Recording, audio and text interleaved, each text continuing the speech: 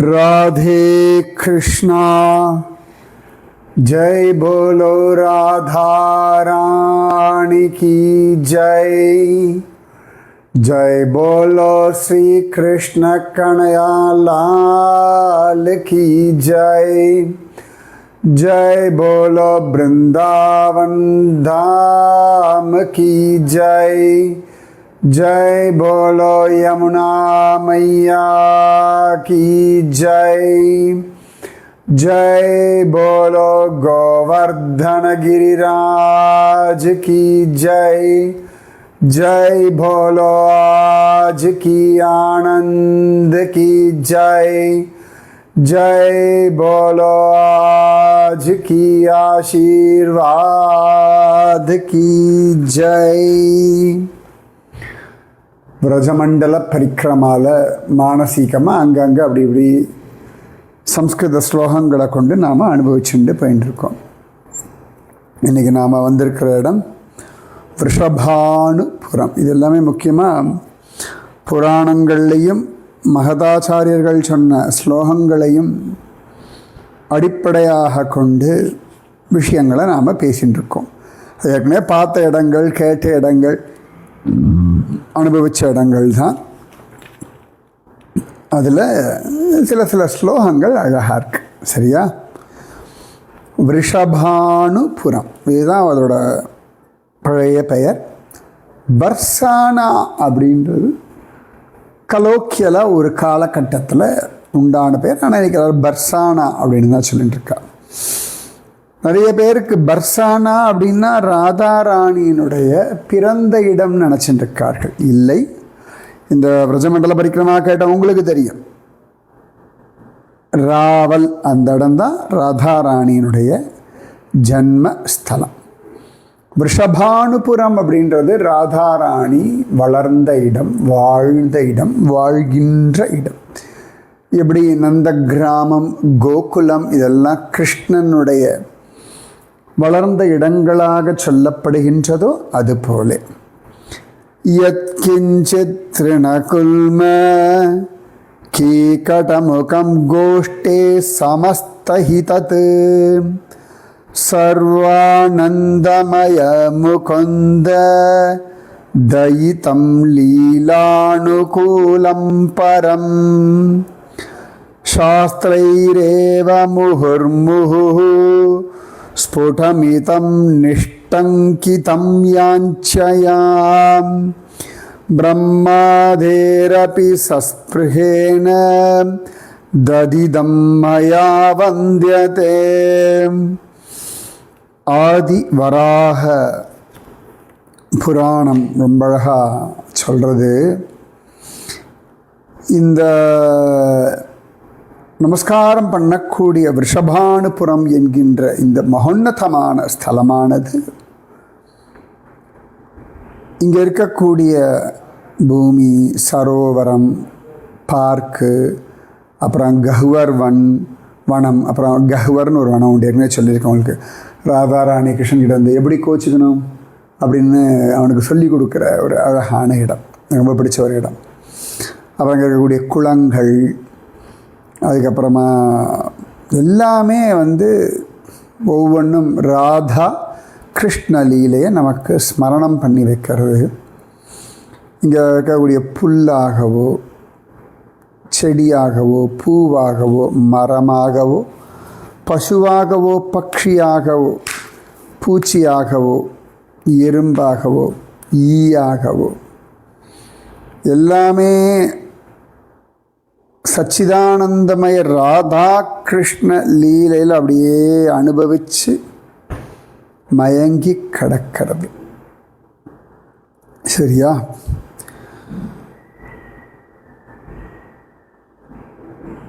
சாஸ்திரம் சொல்கிறது,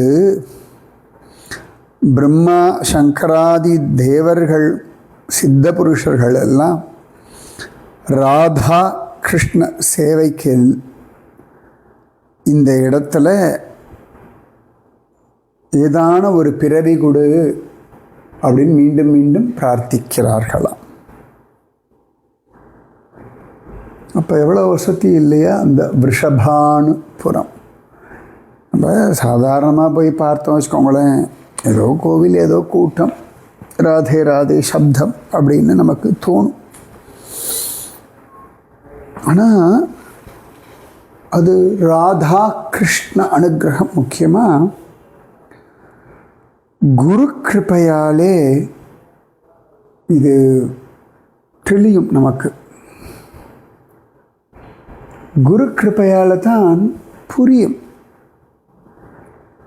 இது புரியட்டும் உங்களுக்கு, சரியா?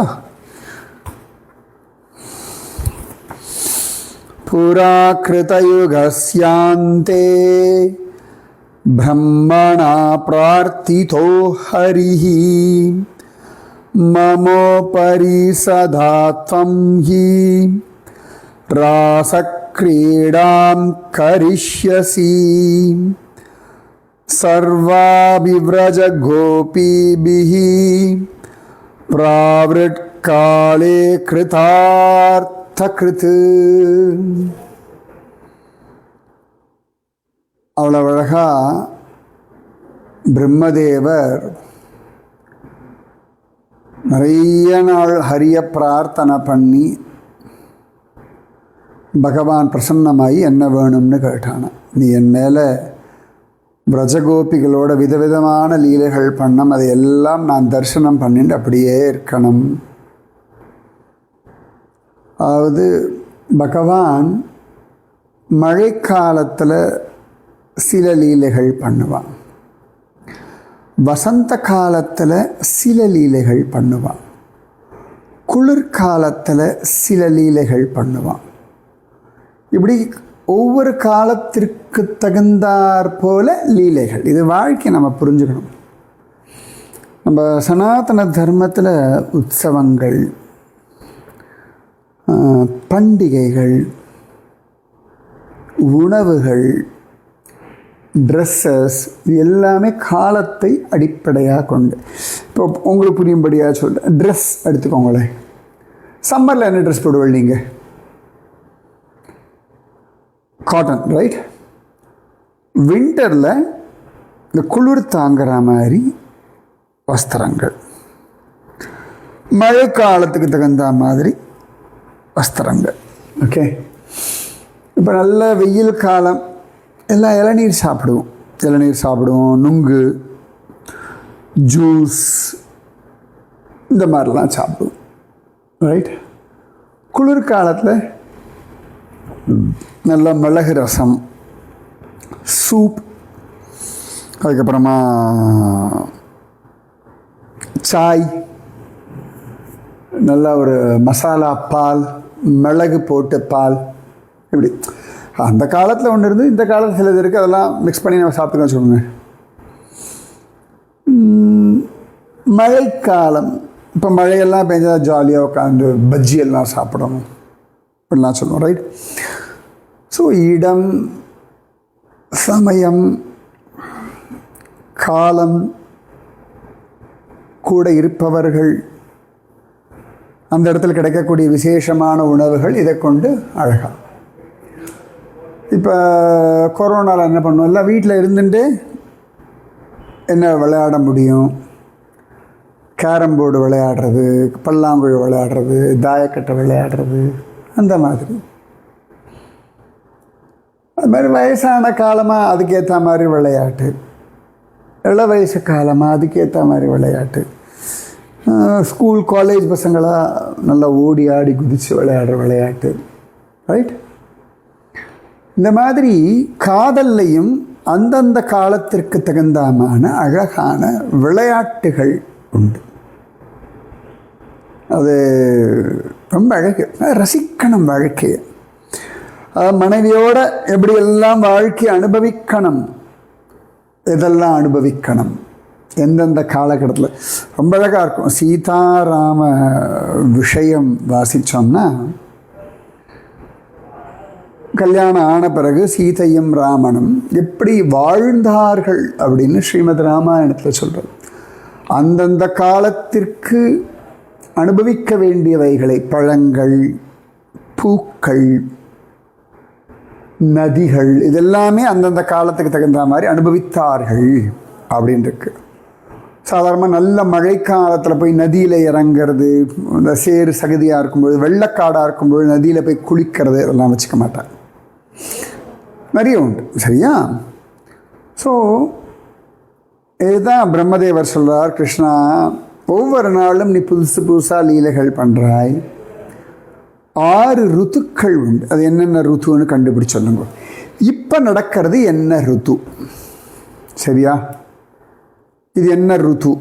ருத்துன்றது 2 மாதங்கள் கொண்டது ஒரு ருத்து. ருத்துனா காலம்னு அர்த்தம். உதாரணத்துக்கு வசந்த காலம், மழைக்காலம், கோடைக்காலம், இளவேநீர் காலம், முதுவேநீர் காலம், இப்படியெல்லாம் உண்டு. நானே சொல்லிட்டேன், இருந்தாலும் கவனிக்க, கண்டுபிடிச்சு சொல்லுங்க.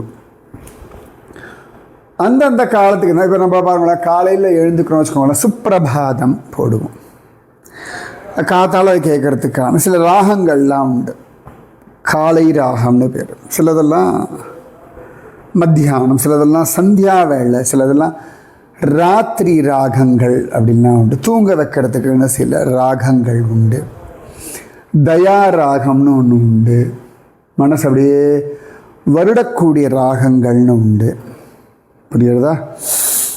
ஸோ அந்த மாதிரி கண்ணன் விதவிதமான லீலைகள்லாம் பண்ணுறான். அது எல்லாம் நான் அனுபவிக்கணும், எனக்கு அந்த பாக்கியத்தை கொடு அப்படின்னு பிரம்மதேவர் பிரார்த்திச்சுண்டு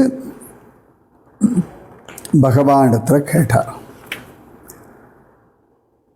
அப்போ பகவான் சொன்னானா, அப்போ நீ ரிஷபானுபுரத்தில் மலையாக ஆகிவிடுன்னு சொன்னான். ததா பிரம்மன் விரஜம் கத்வா ரிஷபானுபுரம் கதஹ. அப்போ பிரம்மதேவர் ஹரி சொன்னா போல விரஜபூமிக்கு வந்து ரிஷபானுபுரத்துக்கு வந்தார். பர்வதோ பவசி த்வம் ஹி மம கிரீடாம் ச பஷ்யசி. மலையாயிட அப்போ என் லீலைகளை நீ பார்க்கலாம். யஸ்மாத் பிரம்ம பர்வதோ அபூத் விருஷபானுபுரே ஸ்திதஹ. பத்மபுராணம் சொல்றது. அதனாலே இந்த பிரம்ம பர்வதம் விருஷபானுபுரமாக ஆயிற்று அப்படின்னு. ஸோ அழகான பிரம்மதேவரே மலையாக இருக்கக்கூடியது இந்த விருஷபானுபுரம், பர்சானா. அந்த மாதிரி அங்கே இருக்கக்கூடிய அந்த தான்கட், மான்கட், விலாஸ்கட், அதை பற்றியெல்லாம் கூட ஸ்லோகங்கள் இருக்கு. தேவகந்தர்வரம்யாய ராதாமானபிதாயினே மானமந்திர சம்ஞாய நமஸ்தே ரத்னபூமயே. ஆதிவராக புராணம் ரொம்ப அழகா சொல்றது. தேவர்கள், கந்தர்வர்கள் எல்லாருக்குமே அப்படி ஒரு ஆனந்தத்தை தரக்கூடிய ஒரு இடம். அந்த மான மந்திரம், மான் மந்திர் சொல்லுவோம் இல்லையா, அங்கே வந்து அவ்வளோ விசேஷமானது. அதை மீண்டும் மீண்டும் நமஸ்காரம் பண்ணுவோம் அப்படின்னு சொல்கிறார்கள். சரியா? பிராம புராணத்தில் சொல்கிறா, கிரீட்டினே நமஸ்துப்யம் மயூர பிரியவல்லப சுரம்யாயை மகாகுட்யை சிகண்டி பதவேஷ்மணே நமசகி சமேதாய ராதா கிருஷ்ணாய தே நமஹ விமலோத்சவ தேவாய விரஜமங்கலயே தவே. அழகான இல்லை மயில்பீலி எல்லாம் சூடிக்கொண்டு மயில் போலே ஆடக்கூடிய பகவானே உனக்கு நமஸ்காரம். சகிகளோடு கூடிய ராதா கிருஷ்ணா உங்களுக்கு நமஸ்காரம் அப்படின்னு சொல்லி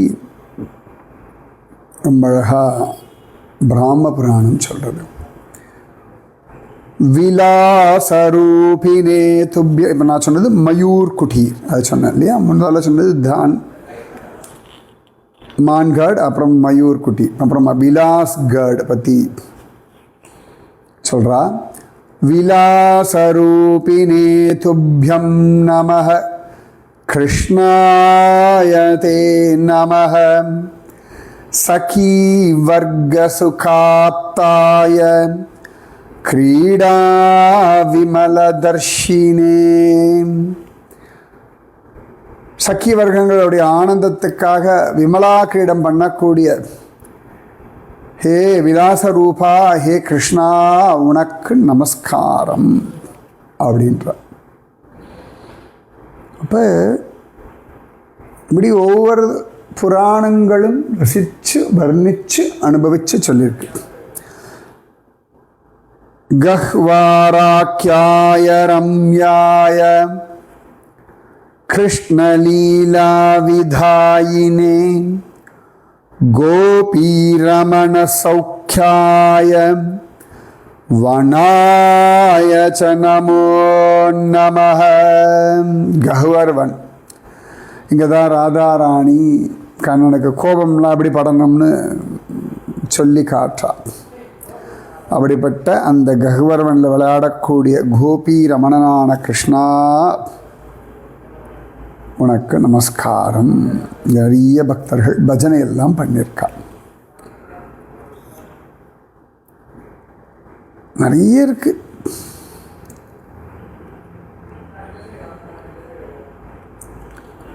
நம கீர்த்தி மகாபாகே சர்வேஷாம் கோவ்ரஜௌகசாம் சர்வசௌபாக்யதே தீர்த்தே சுகீர்த்தி சரசே நமஹ. கீர்த்தி குண்டத்தை பற்றி சொல்கிறா. ஏ கீர்த்தி குண்டமே உனக்கு நமஸ்காரம், எல்லாவற்றிலும் சிரேஷ்டமானவள் நீ, எல்லா விதமான சௌபாகியத்தையும் தரக்கூடிய தீர்த்தம் நீ அப்படின்னு விரஜபக்தி விலாசத்ருத பிருகத் பாராசரத்தில் சொல்லியிருக்கா. ஸோ இந்த விஷபானபுரத்தினுடைய சில ஸ்லோகங்கள் நாம் இன்னைக்கு அனுபவித்தோம். ஒவ்வொன்றும் ஒரு அழகு, ஒவ்வொன்றத்துலேயும் ஒரு விசேஷமாக சொல்லப்பட்டிருக்கு. ஸோ எல்லாமே நீங்கள் தெரிஞ்சுக்கோங்க. ஏற்கனவே சொன்னது தான், ஆனாலும் இப்படி அலையிறது நல்லா தானே இருக்குது இல்லையா. அடுத்து அங்கேருந்து அப்படி வெளியில் போனோம் வச்சுக்கோங்களேன். நந்தகாவ், நந்த கிராமம், ரிஷபானுபுரம், ராதா வளர்ந்த இடம் அப்படின்னா நந்த கிராமம் கண்ணன் வளர்ந்த இடம். நந்த கிராமத்தை பற்றி ஆதிவராக புராணம் சொல்கிறது. ஆதி புராணம் சொல்கிறது, யத்ர நந்த கோபநந்தாஸ்தே பிரதிநந்தாதிநந்தனாம் சக்ருர்வாசம் சுகஸ்தானம் யதோ நந்தாபிதானகம்.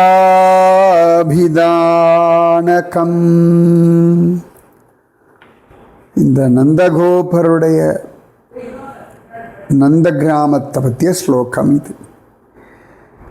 இது என்ன விஷயம்னு நாளைக்கு சொல்கிறேன், சரியா? ராதே கிருஷ்ணா, ராதே கிருஷ்ணா, கிருஷ்ணா ராதே, ராதே கிருஷ்ணா, கிருஷ்ணா ராதே, ராதே கிருஷ்ணா, கிருஷ்ணா ராதே, ராதே கிருஷ்ணா, கிருஷ்ணா ராதே. जय बोलो राधा रानी की जय, जय बोलो श्री कृष्ण कन्हैया लाल की जय, जय बोलो वृंदावन धाम की जय, जय बोलो यमुना मैया की जय, जय बोलो गोवर्धन गिरिराज की जय, जय बोलो आज की आनंद की जय, जय बोलो आज की आशीर्वाद की जय, जय बोलो वृषभानुपुर बरसाना की जय। राधे कृष्णा।